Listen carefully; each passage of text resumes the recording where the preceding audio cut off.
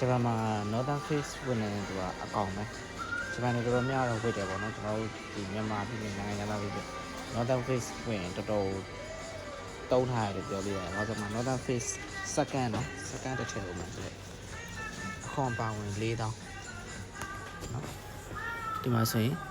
9000ဟိုမှာဆိုရင်လည်း9000ပဲဒီဘက်ဟာဆိုမကျွန်15000တော့ဒီအနွေးတွေကိုကြည့်လိုက်ရှေးကြီးလို့ဈေးကြီးရောက်တာဒါတော့အဲ့စက္ကန့်နော်လုံးဝဘယ်လိုပြောဟိုမဟုတ်အစ်စ်မဟုတ်စက္ကန့်အဲ့လောက်ဈေးရှိတယ် Northern Face ဝတ်တဲ့သူကတော့တကယ်ဆရာကြီးကိုလေးတို့အနားတော့မကက်ရဘူးဝေးဝေးနေရှောက်ကဲဈေးတော်တော်ကြီးရဗျာ9000ဆိုမြန်မာဝင်နေဆိုရင်3-4-15သိန်းသိလားမြန်မာဝင်နေ15သိန်းတော့ရှိမယ်ကိုယ်ကတော့မုန်းနိုင်ပါဘူးဗျာရှိကြလေးနဲ့အဲ့လို3000ကျော်လောက်ပဲပေးရအဲ့လေးလည်းတော်တော်မိုက်နော်တော်တော်လေးနှွေးရဗျဟိုဖြစ်တော့လေဘယ်လိုပြောမလဲထူတယ်တဲ့ကျွန်တော်ဟာနောက်ကောင်မလေးမဝင်ပါခြင်းနေရသူက